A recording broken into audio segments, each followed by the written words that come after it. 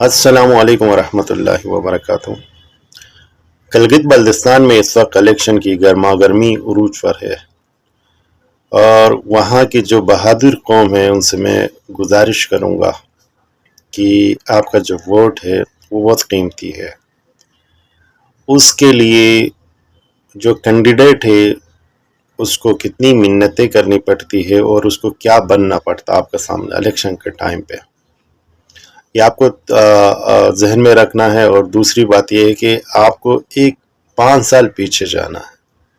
تو 5 سال پہلے جس کینڈیڈیٹ کو آپ نے کامیاب بنایا، اس کو اسمبلی تک پہنچایا، تو وہ 5 سال پہلے کیا تھا، اس کے پاس کتنا پیسہ تھا، کتنی گاڑیاں تھی، کیا بولتا تھا اس وقت، بعد میں اس نے کیا کیا، کتنا پیسہ بنایا، کتنی گاڑیاں بنائی اس نے۔ تو یہ چیز آپ کو دیکھنا ہے اور اس کے اوپر غور کرنا ہے کہ بھئی اس کی اگر آپ نے کینڈیڈیٹ کو جتوا کے اسمبلی میں اگر پہنچایا تو وہاں اس کی کتنی سیلری تھی، تنخواہ کتنی تھی اس کی، اور 5 سال میں اس تنخواہ کو آپ کو کاؤنٹ کرنا ہے 5 سال میں، تو کتنا اس کا ابھی تک بننا چاہیے اور اس کے پاس کتنا ہے۔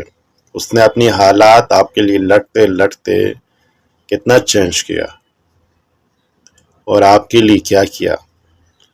میرے خیال سے میں اور آپ تو ویسے کے ویسے ہی ہے، ہماری سڑکیں ویسے کے ویسے ہی پڑی ہے، ہمارے اسکول اس سے بھی بگڑ گئے، ہمارے ہاسپٹل سے بھی گئے گزرے 5 سال پہلے سے اور بدتر ہو گئے، اور اس کے حالات بھی اسی طرح بدتر ہوئے یا بہتر ہوئے۔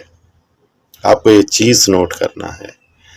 ایک آپ کے پاس آتا ہے الیکشن سے پہلے، ایک کینڈیڈیٹ آتا ہے آپ کے پاس، کیا بولتا ہے، 5 سال پہلے ان کی تقریریں آپ نکالے۔ حلقہ، میرا تعلق ہے حلقہ 5 سے، حلقہ 5 کا جیتنے والا جاوید صاحب، اگر آپ 5-6 سال پیچھے جائے، ان کی تقریریں نکالے جب ان کے پاس کچھ نہیں تھا، عوام کے سامنے، عوام کے درمیان کس طرح چلتا تھا، جب اقتدار آ گیا اس کے پاس، وزیر بنا، اور سب کچھ آنے کے بعد اس نے نگر قوم کے لیے کیا کام کیا۔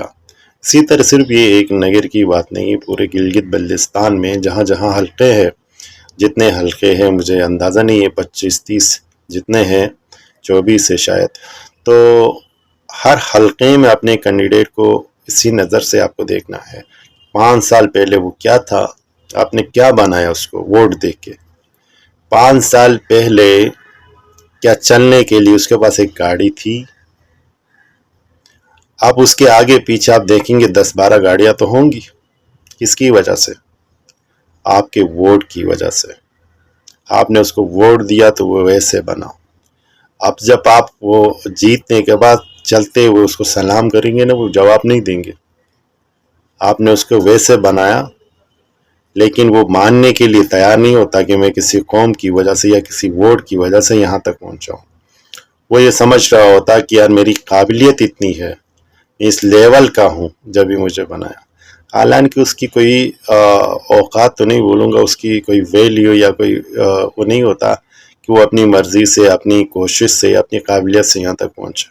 ایسا ہوتا نہیں ہے۔ جب قوم چاہتی ہے